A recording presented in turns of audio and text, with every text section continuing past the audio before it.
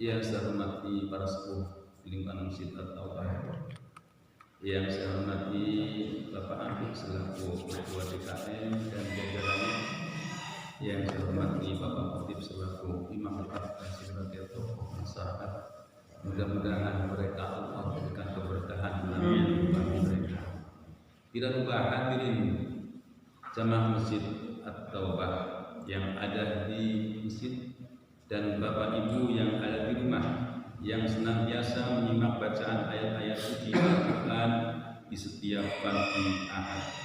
Mari kita panjatkan puji syukur kepada Allah Subhanahu wa taala yang telah melimpahkan berbagai macam bentuk kenikmatan, baik nikmat zahir maupun nikmat batin, terutama nikmat iman dan Islam. Salawat dan salam kami limpahkan kepada junjungan Nabi Agung Nabi besar Muhammad sallallahu alaihi wasallam yang telah membina umatnya dengan penuh rasa kasih sayang dan contoh yang patut kita ambil di dalam kehidupan sehari-hari, baik kehidupan pribadi, kelompok maupun berbangsa dan bernegara. Bapak-bapak hadirin jamaah Masjid At-Taubah yang saya cintai, kalau di Indonesia Indonesia itu nyawa murah ya Pak ya. Nyawa murah. Kalau di Amerika itu satu orang mati itu demo semua Pak. Apa itu peninggalan sejarah dirusak itu padahal di sana itu masalahnya nggak kayak di Indonesia, di sana sepele. Kalau kita mah prihatin sekali gitu ya. Yang aneh lagi Pak, mimpi orang cerita mimpi akan dibawa pengadilan. Aneh banget. Cuma mimpi. Gimana ya cara mengecek kebenaran mimpinya itu? Terus ada lagi narasi Pak. Ini narasinya kayak kelakuan penjajah. Otak amal bilangnya buat teroris. Ini bilang buat teroris. Makanya nanti kotak amal kita Pak yang kita dikasih foto aja. Di sana ada fotonya Pak Kusmil gitu ya. Jadi kelihatannya Pak Kusmil ya. Ini bukan teroris gitu. Atau fotonya Pak Ketua DKM atau fotonya Pak Khotib gitu. Jadi orang percaya gitu. Jadi itulah narasi-narasi yang seperti itu Pak. Itu sebenarnya narasi kayak penjajah Pak.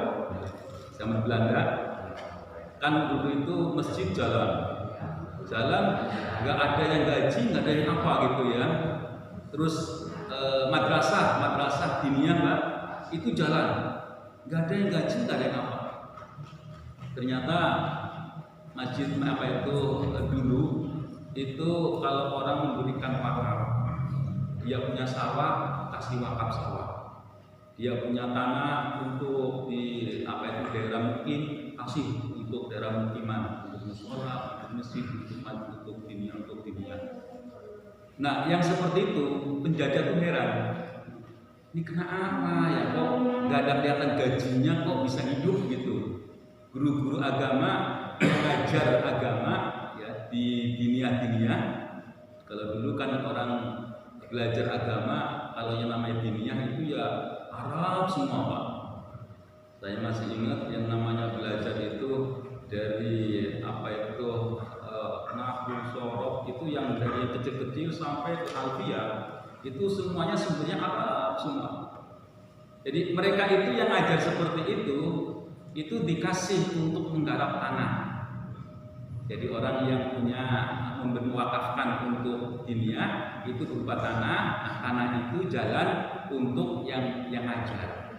Nanti kadang-kadang dia sewakan tanah itu disewakan. Ada juga yang apa itu kalau di Jawa Tengah itu namanya apa itu jual tapi potongan. Jadi cuma seberapa harganya lah, kan 1 tahun gitu ya. Yang kalau dijual itu 1 juta paling 100.000 gitu. Nah itu cuma sewa istilahnya. Nah itu nanti bisa diambil oleh yang guru ngaji. Atau guru ngajinya itu nggarap tanahnya. Itu seperti itu. Karena ketahuan seperti itu diakal-akali oleh penjajah. Kalau orang mau mewakafkan tanahnya harus melalui pengesahan pemerintah.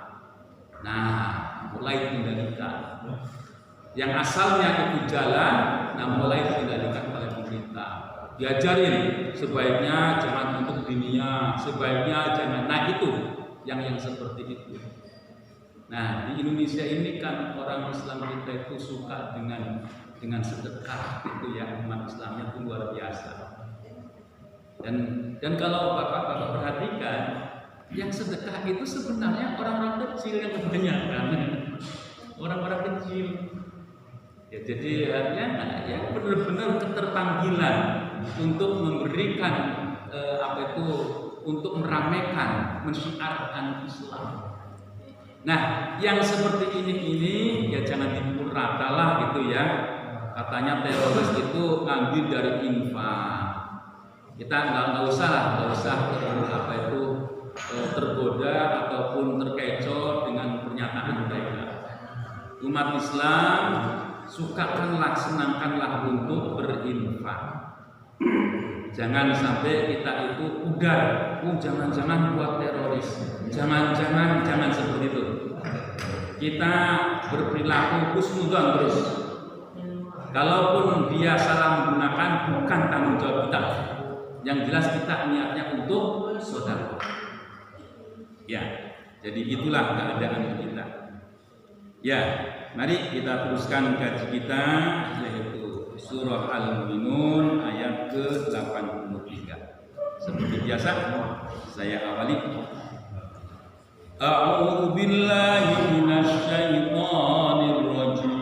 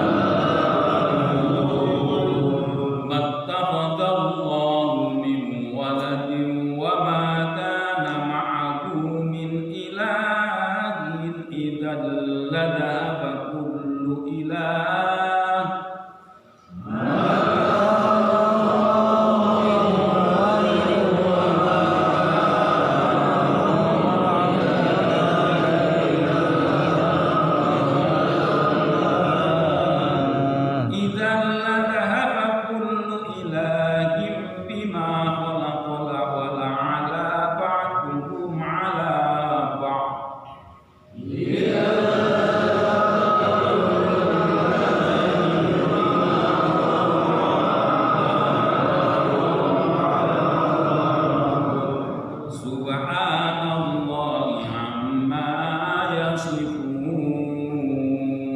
Subhanallahi amma yasifun. Alimul ghaibi wasyahadati fata'ala amma yusyrikun.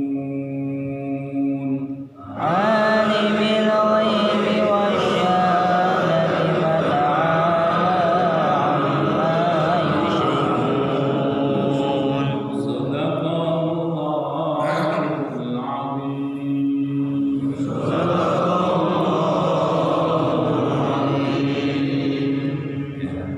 Kita tengok ayat yang kemarin yang kita bahas bersama ya Pak ya. Jadi kalau kita lihat di sana itu orang-orang yang tidak beriman itu ketika diberikan peringatan ataupun tidak, mereka itu tetap dalam kebengkokan, dalam penyimpangan, dan mereka itu matanya tertutup. Ya, jadi ini orang-orang yang tidak beriman itu seperti itu, dan sudah diberitahukan bahwa azab itu akan menimpanya. Maka walaupun diperingatkan azab, maka mereka itu tetap perilakunya itu berlebihan, tidak akan ada kembali lagi untuk berpikir. Dan lebih dijelaskan lagi, sudah ditunjukkan kekuasaan Allah. Siapa yang bisa memberikan pendengaran yang ada pada diri kita? Siapa yang bisa memberikan penglihatan dari mata kita? Siapa yang bisa memberikan perasaan? Semua itu Allah tunjukkan. Allah tunjukkan kepada diri kita. Namun dasarnya mereka itu adalah orang-orang yang tidak mempunyai keimanan, maka dia pun menolak. Dan Allah lah juga yang menyatakan bahwa kamu itu dikembangbiakan itu bukan karena siapa-siapa, tetapi karena Allah. Nah ini ya, jadi ini Pak, kalau orang di medis Pak ya, sekarang itu orang mengkaji itu tidak hanya dari segi pengetahuan. Jadi mereka itu mengkaji umpamanya bayi tabung ya Pak ya, bayi tabung. Jadi umpamanya nggak punya anak, terus usaha bagaimana agar mempunyai anak. Nah itu cukup berat gitu ya, dan itu kan harus diberikan ditaruh pada orang yang sehat. Ya, harus kalau di di dalam pernikahan di dalam Islam itu ya harus di tempat yang halal gitu. Nah ini kalau dalam Islam itu seperti itu. Ketika mengkaji Pak, proses bayi tabung itu di sana itu di mana ketika menaruh bayi tabung dalam proses terus ada unsur keimanan. Nanti akan kelihatan, oh ya, yakinlah bahwa segala sesuatu yang menciptakan itu Allah. Nah di situ, jadi ketika dia itu menyatakan itu semua, yang melihat seperti itu, bahwa yang memberikan itu Allah. Karena ada orang yang sudah usaha sebagaimana mestinya, yang namanya eksak itu ya paten gitu ya, tidak akan dikurangi ditambahi. Itu seperti itu, namun sama-sama yang lain juga sama seperti itu, tidak semuanya berhasil. Makanya mana yang disebut dengan unsur keimanan? Nah ini. Nanti ada lagi mana yang disebut dengan unsur ibadah. Oh, ketika orang itu melanjutkan generasi berikut ke berikutnya untuk memperbanyak umat, itu kategorinya ibadah. Nah ini, jadi ketika orang itu melaksanakan suatu kegiatan yang kelihatannya itu terpisah dari masalah agama, ternyata di sana ada pesan-pesan agama. Kalau dasarnya itu orang itu beriman, ya. Jadi ini kalau ayat-ayat yang sebelumnya ini mempertanyakan bagaimana Muhammad Rasulullah itu diutus Kan kalau orang-orang yang tidak beriman itu suka menyepelekan. Siapa sih Muhammad gitu? Ya, ketika Nabi Muhammad menunjukkan akalnya, menunjukkan kelebihannya, maka dia akan menyatakan Muhammad gila. Itu kalau orang yang tidak beriman. Padahal di ayat yang sebelumnya itu ada pernyataan awalam yadabbaru gitu kan ya. Yadabbaru. Awalam yadabbaru. Artinya apakah mereka tidak mengkaji, melihat, mengambil pembelajaran, tadabbur? Ya, tadabbur itu yang kemarin sampaikan. Bapak-bapak ngaji di sini, nanti di rumah dibaca lagi, ketika dibaca lagi direnungi, itu tadabbur. Ya, tadabbur. Nanti ada lagi tadabbur itu dengan dikaitkan dengan yang lain, dengan jagat raya, dengan alam raya. Ini tadabbur. Yang seperti ini juga mencontohkan tadabbur. Kenapa sih kamu tidak mau beriman kepada Muhammad Rasulullah? Bukankah tanda-tanda itu sudah saya berikan sebelum dia diutus menjadi seorang utusan? Dia dipelihara oleh orang yang berganti-ganti. Kalau orang yang berganti-ganti, secara umum orang itu tidak mempunyai kesan apa-apa terhadap yang mendidiknya. Tapi kalau yang mendidik satu orang itu akan mudah menangkap bahwa aku dibesarkan oleh jasa si anu. Akan seperti itu. Berpindah-pindah dari orang-orang terus. Dan kalau kita lihat orang yang dididik oleh yang berpindah-pindah, kewibawaan orang yang mendidik dengan orang yang berpindah-pindah dengan orang yang satu orang berbeda. Kewibawaannya itu lebih wibawa satu orang, karena merasa dialah yang memberi makan, dialah yang membesarkan, dialah yang memberi segala-galanya. Ada kecenderungan kalau si anak itu dididik berpindah-pindah dari tangan satu ke tangan yang lain, itu mempunyai akhlak yang kurang bagus. Tapi Nabi Muhammad tidak, mempunyai akhlak yang karimah. Nabi Muhammad sebelum sebagai seorang utusan diberikan gelar Al-Amin. Ini yang memberikan gelar juga orang-orang kafir Quraisy. Tapi kenapa tidak mau beriman kepada kerasulan Nabi Muhammad? Nah ini. Ya, jadi tanda-tanda kerasulannya itu sudah ditunjukkan. Dan kalau kita lihat bagaimana ada pergeseran Ka'bah. Di sana kalau dulu itu orang yang dekat dengan tempat peribadatan adalah orang yang mulia. Karena dia mempunyai perhatian, dia mengabdikan diri dan seterusnya. Nah disitulah orang-orang itu berebut, ingin menunjukkan bahwa aku termasuk orang yang ingin mensiarkan agama. Berebut. Coba kalau sekarang di masjid-masjid itu berebut ingin jadi ketua DKM. Luar biasa. Itu berarti di sana itu orang keberagamaannya hebat. Pak Amdi juga dipaksa.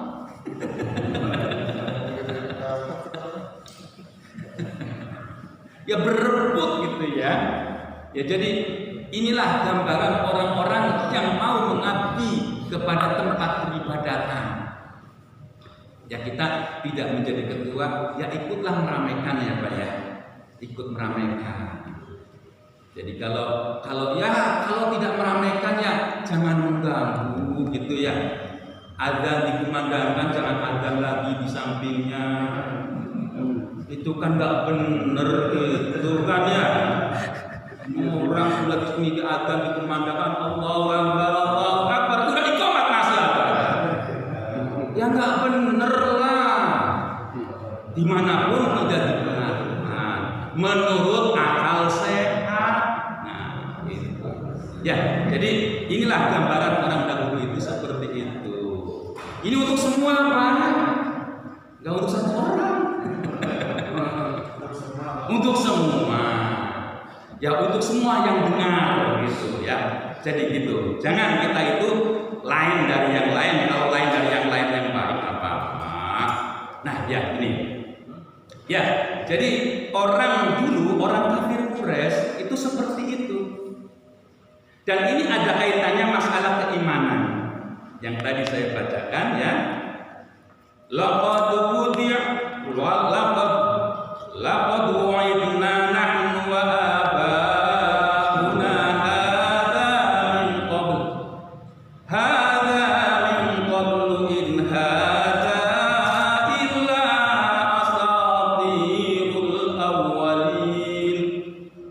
Laqad wu'idna, sungguh telah dijanjikan kepadaku, ya telah dijanjikanku, nahnu kami, wa abauna dan bapak-bapakku, hada ini min qablu yang sebelumnya, inna min qablu yang sebelumnya, in hada illa asatirul awwalin, kecuali ini hanya dongeng-dongeng orang dahulu. Ini kalau orang yang tidak beriman Pak, ketika diberi peringatan, hai orang itu disuruh beriman kepada adanya Allah, kepada adanya Rasul, dan di sana itu dikisahkan nanti kalau ada orang yang tidak beriman nanti kena azab, nanti akan dibangkitkan, nanti di sana ada alam kubur, nanti ada alam kiamat, alam ba'ats, nanti alam mahsyar, nanti alam mizan, nanti dibilangnya apa? Itu cerita-cerita orang dahulu, bilangnya seperti itu. Ini kalau orang yang tidak beriman. Ini sebenarnya kita di sini kan pembelajaran ini komprehensif secara keseluruhan dalam Al-Quran. Jadi bukti keimanan kepada Allah itu seperti apa? Ya kalau kita itu fondasi keimanannya itu tidak kuat, itu berbahaya. Tapi ketika kita melihat ayat Al-Quran, ini loh nyatanya. Cara mengimani itu ada tahapan-tahapannya, bagaimana kita itu bisa meningkatkan keimanan. Tidak hanya ikut-ikutan Pak ya.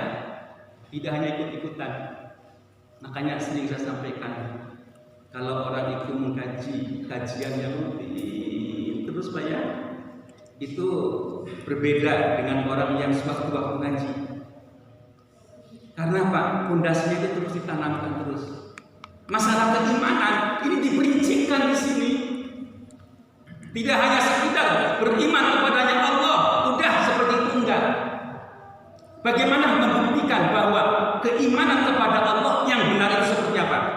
Orang-orang kafir Quraisy, orang-orang yang tidak beriman itu dia suka mempertanyakan.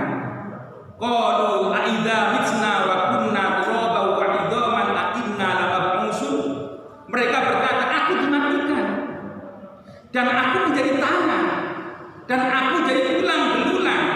Apakah aku akan dibangkitkan? Kira-kira seperti itu Pak. Nah, ini kalau kita lihat Pak, orang yang tidak beriman dengan orang yang beriman yang beda Pak perilakunya. Kalau orang itu beriman itu penuh perhitungan. Perhitungan apa? Bagaimana nanti setelah kita mati tidak akan semena-mena, tidak pakai aji mumpung. Dia ingin memperoleh rizki, tidak akan dia itu dengan wal-wal jual apa aja diuntal tidak. Dia akan pilih-pilih mana yang halal, mana yang haram, mana yang syubhat. Nah ini dia akan melihat, memilah-milah. Yang haram dijauhkan, yang syubhat juga jangan. Kita yang halal. Kalau orang itu mempunyai keimanan. Tapi coba, kalau orang itu tidak beriman, bekerja dia itu akan seenaknya. Yang penting saya jabatannya naik, akan memperoleh penghargaan. Tembak aja ke orang dor itu. Coba kalau jujur Pak, dibilang orang yang memperoleh apa itu penghargaan, itu yang nembak dikasih buatan spanduk mestinya, dikasih penghargaan. Berani nggak? Berani nggak? Orang yang nembak 6 orang terus dikasih penghargaan, kita pasang spanduk. Ini loh orang yang hebat gitu ya, yang telah menembak teroris 6 orang itu. Berani nggak? Nah, ini Ini makanya kan ada definisi gini. Apa itu dosa? Dosa itu kalau dihabarkan malu, nggak enak, itu dosa. Ya kan? Kalau disampaikan itu dosa. Nah, apa itu nggak enak hati gitu. Nah, itu dosa. Ya, jadi ya inilah. Makanya definisi dosa itu ya seperti itu. Kalau dimunculkan nggak enak hati, nah itu berarti dosa. Ya walaupun bagaimanapun juga kalau dimunculkan kok ada rasa malu, itu berarti salah. Ya, berarti salah. Ya, jadi inilah gambaran orang-orang yang tidak beriman itu seperti itu. Berbeda dari orang yang beriman. Dia bekerja itu sebagaimana aturan yang ada. Dia akan hati-hati, tidak akan gegabah. Mentang-mentang berpuasa, mentang-mentang dia itu mempunyai kewenangan, tidak seperti itu. Nah, ini kalau orang itu beriman. Nah, ini ya, jadi ini kalau kita perhatikan, Pak. Kenapa pakainya awalam yadabbaru berkaitan dengan masalah keimanan? Ini sebenarnya kehebatan wahyu, kehebatan firman Allah ingin menunjukkan bagaimana pembelajaran akidah yang benar. Ini dengan yadabbaru kan kemarin di awal-awal saya sampaikan kalau yadabbaru tadabbur itu dikaitkan dengan alam raya, dengan jagat raya. Orang kalau masalah keimanan hari kiamat itu kan suka diungkit-ungkit oleh orang yang tidak beriman dengan kenyataan itu adalah cerita lalu. Itu cerita orang-orang yang ingin menghibur. Itu cerita orang-orang yang hanya opini, hanya angan-angan belaka. Kita lihat, Bapak pernah melihat, ya merenungkan, kita dulunya ada nggak? Nggak ada ya, Pak ya. Menjadi ada. Yang mengadakan siapa? Allah. Kita lihat yang nyata, nggak usah kita saksikan dengan mata kepala. Tumbuhan di tempat yang gersang, ya ada tempat gersang, nggak ada tumbuhannya, Pak ya, kering kerontang. Ketika diturunkan hujan, terus bagaimana tumbuh-tumbuhan? Pada tumbuh nggak? Pada tumbuh. Nah itu bukti bahwa kekuasaan Allah itu mudah kalau Allah sudah berkehendak. Ya, kalau Allah sudah berkehendak itu mudah. Kalau kita lihat manusia itu kecil, nggak ada apa-apanya. Kalau Allah menciptakan manusia yang seperti kita, ini kecil. Coba kita lihat, Allah menciptakan bumi yang besar ini, bagaimana? Allah mampu. Allah menciptakan gunung, mampu. Allah menciptakan lautan yang begitu luas, airnya tidak tumpah, dan pemeliharaannya itu Allah mampu. Allah menciptakan langit, di sana ada matahari yang berjalan dari timur sampai ke barat, terus-terusan seperti itu. Allah mampu. Nah ini makanya di ayat yang sebelumnya itu diawali dengan yadabbaru. Bisakah kamu bisa mengambil i'tibar? Bisakah kalian bisa mengambil pembelajaran? Bisakah kalian bisa merenungkan bahwa ini adalah kekuasaan Allah? Ya, jadi inilah orang-orang yang tidak beriman itu sudah diajarkan, sudah dihabarkan seperti itu. Tapi memang dasarnya tidak ada keimanan. Maka seperti dalam surah Al-Baqarah ya Pak ya, khatamallahu ala qulubihim wa ala sam'ihim wa ala absarihim isawatu wa lahum 'adzabun 'adzim. Alhamdulillah ya Pak ya. Kalau sudah tertutup itu ya repot. Itu sehingga dia diberikan adab itu ya tetap tidak akan beriman.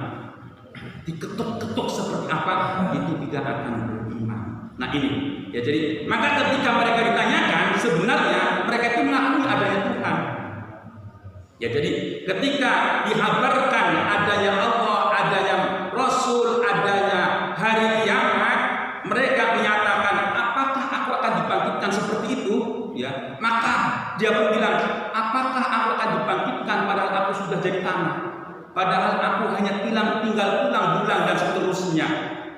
Dan dinyatakan seperti tadi, ini hanya kisah-kisah, anggapan-anggapan yang tidak bisa dipertanggungjawabkan. Maka ketika ditanyakan, qul limanil ardu wa man fiha in kuntum ta'lamun, qul katakanlah, limanil ardu, punya siapa sih bumi ini?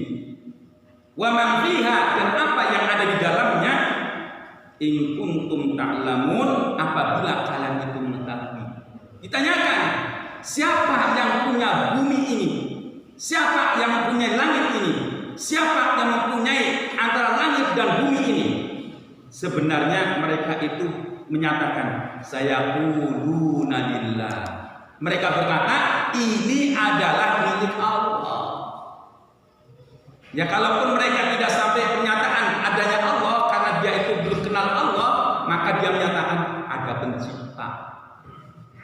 Pencipta yang sebenarnya, yang sesungguhnya adalah Allah. Nah, di sanalah Rahman Rahimnya Allah. Manusia bisa sampai kepada pencipta pemikirannya, tetapi tidak kenal siapa pencipta itu.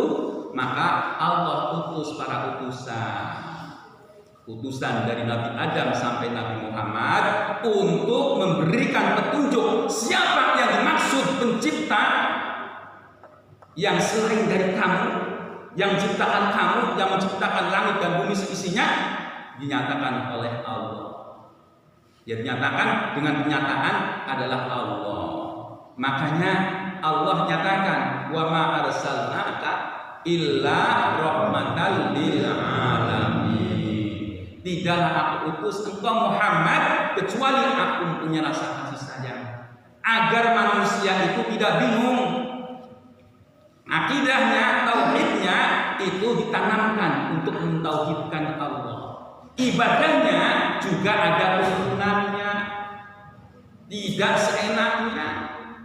Ada tata cara yang harus ditanamkan. Nah ini, ya, jadi inilah rasa kasih sayangnya Allah terhadap kita. Maka Allah utus para nabi, ya, para nabi. Nah, terus apa lagi? Kalau kita lihat lagi,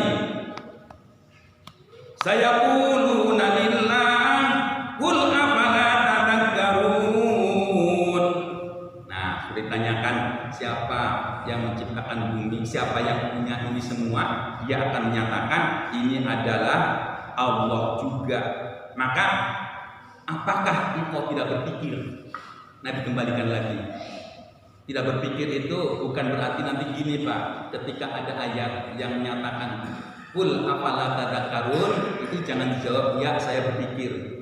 Kalau bilang begitu saya berpikir, itu namanya nantang, Pak. Namanya nantang. Yang sebenarnya Allah sudah tahu bahwa kita itu diberi otak yang ada akalnya untuk berpikir. Nah, pertanyaan ini artinya sudah dimaksimalkankah gitu? Otak kalian, pikiran kalian kira-kira seperti itu. Ya, jadi diteruskan lagi. Qul man rabbus samawati Qul man rabbus samawati sab'i wa rabbul 'arsyil 'azim. Qul, katakanlah, man rabbus samawati, siapa sih Rabbnya langit yang 7 itu? Wa rabbul 'arsyil 'azim, dan siapa sih Rabb yang berada di arsy itu? Yang luasnya luar biasa. Maka dia pun digambarkan oleh Allah, sayaquluna lillah. Mereka akan berkata, ya Allah juga. Nah, ini gambarannya ya. Maka mereka pun akan menyatakan Tuhan juga, Khalik juga. Kita kan makhluk, ada yang mencipta. Maka dinyatakan qul afala tattaqun. Katakanlah, kenapa kalian tidak mau takut kepada Allah? Kenapa kalian tidak takwa kepada Allah? Kira-kira seperti itu. Nanti dijabarkan lagi, qul man biyadihi malakutu kulli syai'in wa huwa yujir wa la yujaru alaihi in kuntum ta'lamun. Qul, katakanlah, man Man biyadihi, siapa sih yang ada di tangannya malakutu kulli syai'in wa huwa yujir, yang menguasai ya semua segala sesuatu dan dialah yang melindunginya. Wala yujar, dan tidak dilindungi. Alaihi in kuntum ta'lamun, atasnya apabila kalian itu mengetahui. Ya, jadi begini. Ini kalau kita lihat ya, kekuasaan Allah itu luar biasa di atas kekuasaan manusia. Makanya ada pernyataan yadullahi fawqa aydihim, begitu. Jadi kekuasaan kita itu kan kalau dikasih wewenang oleh manusia. Jadi RT kalau diangkat ditunjuk oleh kebanyakan. Jadi RW pun demikian. Jadi bupati juga demikian. Jadi gubernur, jadi presiden sama. Ya karena manusia yang memilih. Kalau Allah tidak. Allah, walaupun banyak orang yang tidak mengakui bahwa Allah sebagai Khalik, Allah tetap Khalik sebagai pencipta. Walaupun Allah tidak ada yang menyembah, tidak ada yang mengabdi, tetap Allah itu mulia. Walaupun di sana banyak orang syirik. Nah inilah kehebatan Allah. Kalau kita lihat lagi, manusia membuat IT, membuat HP lah yang gampang ya Pak ya, membuat sepeda, membuat motor, membuat mobil, membuat pesawat. Manusia bergantung kepada buatannya. Ini manusia. Kalau Allah enggak, Allah menciptakan manusia, Allah tidak hajat kepada manusia. Allah menciptakan langit dan bumi, Allah tidak hajat kepada langit dan bumi. Inilah yang dimaksud daripada ayat yang menyatakan wa huwa yujir wa la yujar. Allah yang melindungi, Allah tidak perlu dilindungi. Ya. Jadi inilah bedanya makhluk Allah ya, yang namanya manusia dengan Allah. Kalau boleh ya, Allah mempunyai sifat Khalik. Manusia juga Khalik. Tapi Khalik yang sifatnya pengembangan. Karena potensinya sudah ada. Kalau Allah Khalik dari tiada. Ya. Kalau manusia sifatnya mengembangkan. Ya, jadi sama-sama istilahnya pembuat, tetapi berbeda asal usulnya. Makanya manusia itu hanya berkreasi Pak, kreator gitu ya. Nah itu manusia. Kalau Allah itu Khalik yang sesungguhnya. Jadi ada pengembangan, ada yang diwujudkan. Kalau Allah itu sifatnya mewujudkan. Makanya beda. Kalau manusia hajat kepada ciptaannya sendiri. Kalau Allah tidak membutuhkan. Nah, sudah seperti itu, siapa yang menciptakan dan tidak butuh kepada ciptaannya? Sayaquluna lillah, hanya Allah. Kalau manusia mah tetap qul fa anna tusharun. Nah, katakan bagaimana kamu dinyatakan ditipu? Nah ini ya, jadi Allah itu sudah menjabarkan bagaimana menanamkan tauhid, akidah, keesaan Allah itu dengan terperinci seperti itu. Ya sudah terperinci. Bal atainahum bil haqqi wa innahum lakadzibun. Sudah saya datangkan kepada mereka, tapi kebanyakan orang itu mendustakan. Nah ini kan ya Pak ya, sudah diberikan. Ini Pak ya, ada kisah begini Pak. Hadis-hadis Nabi itu yang sahih itu bisa dipertanggungjawabkan Pak.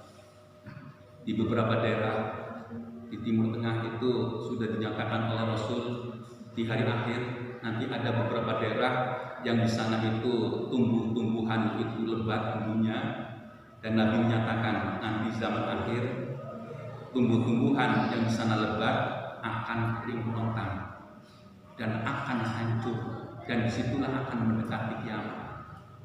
Ini yang tahu itu kan hanya beberapa orang banyak. Yang tahu hadis itu kan yang mengkaji saja. Makanya dinyatakan yang selamat itu sebenarnya adalah mereka yang berpengetahuan dan mau mengabdi kepada Allah. Jadi orang yang selamat itu yang orang yang mau mengkaji dan orang-orang yang ahli ibadah. Nah ini akan seperti itu orang yang selamat. Karena nanti orang-orang yang beribadah pun kan tidak semuanya dia bisa memilih siapa yang pantas diikuti. Nah ini, jadi dia pun diuji lagi orang-orang ahli ibadah. Karena kan nanti ada kan ya, al ulama itu kan ada dua ya Pak ya. Ada ulama warasatul anbiya, ada ulama su. Ya tanda-tandanya ada sini ulama su. Ulama su itu yang tujuannya duniawi Pak. Yang tahu. Iya tahu ada duit ya Pak ya. Nah ini, jadi ya dengan kajian yang seperti ini alhamdulillah saya belajar lagi, bisa saling share gitu ya Pak ya, saling mengingatkan. Nanti di zaman akhir itu orang itu gontok-gontokan. Tetapkan, kalau yakin kalau kita itu ahli ibadah itu akan selamat. Karena orang ahli ibadah itu tidak akan mudah oleh berita-berita yang tidak benar. Dia akan memilih sesuai dengan apa yang dituntunkan oleh Al-Quran. Makanya mengkaji Al-Quran itu sebenarnya beratnya luar biasa loh Pak. Dan kalau orang itu salah ya dosanya berlipat-lipat Pak. Berlipat-lipat kalau salah menyampaikan. Apalagi sudah niatan itu Pak ya, niatan untuk memperoleh sesuatu. Itu yang nar itu karena akan mencelakakan umat. Nah ini, ya jadi inilah orang-orang kafir itu seperti itu. Ketika dia disampaikan yang hak, mereka itu malah mendustakan. Mattakhadallahu min waladin wa ma kana ma'ahu min ilah wa ma kana ma'ahu min ilahin idzal ladhaba kullu ilahin bima khalaqa wa la'ala ba'duhum 'ala ba'd subhanallah amma yasifun. Nah ini lebih jelas lagi ayat ini. Allah tidak mengambil anak. Ya sudah dinyatakan Allah tidak perlu dilindungi. Ya, Allah melindungi kita. Allah tidak perlu dilindungi. Allah tidak perlu anak. Ya apalagi kalau ada yang mengatakan anak Tuhan gitu ya, itu jelas-jelas menyesatkan. Nah ini, jadi mattakhadallahu min waladin, Allah tidak mengambil anak. Wa ma kana ma'ahu min ilahin, dan tidak ada juga ilah-ilah lain itu tidak ada. Ya, idzal ladhaba kullu ilahin bima khalaq, maka dia akan lenyaplah semua tuhan-tuhan yang palsu itu. Dan mereka itu yang menyatakan ilah-ilah gitu ya, itulah yang sebenarnya nanti dia itu saling saingai, saling mengalahkan. Ini kalau ilah-ilah yang menjadikan hawa nafsu kan repot ya. Ini pada ayat yang kemarin yang dibacakan, orang itu akan hancur, negara itu akan hancur. Ya ketika ada orang mengaku benar masing-masing menurut nafsunya. Yang jadi korban kan kita ya Pak ya, orang kecil. Nah pengakuan dia itu orang hebat, ya pengakuan dia itu orang hebat mengikuti hawa nafsunya, maka akan hancur semuanya itu. Alimul ghaibi wasyahadah, dialah Allah yang maha mengetahui yang tidak diketahui oleh kasat mata ataupun yang nyata, yang dilihat dengan kasat mata. Fata'ala amma yusyrikun, maha tinggi Allah dari segala apa yang telah mereka berbuat syirik. Nah inilah orang-orang yang tidak beriman kepada adanya hari kiamat, kepada Nabi, kepada Allah. Mereka sesungguhnya adalah orang-orang yang syirik, orang-orang yang menyekutukan Allah, yang menyatakan bahwa di samping ada Allah ada ilah-ilah yang lain. Qur rabbi imma turiyanni ma yuhadun wallahu a'lam bishawab. Itulah yang dapat sampaikan pada hari ini. Sudah benar yang benar datangnya dari Allah, yang salah dari saya. Mohon Mohon maaf, wabillahi taufiq hidayah, wal 'afwu minkum. Wassalamualaikum warahmatullahi wabarakatuh. Waalaikumsalam.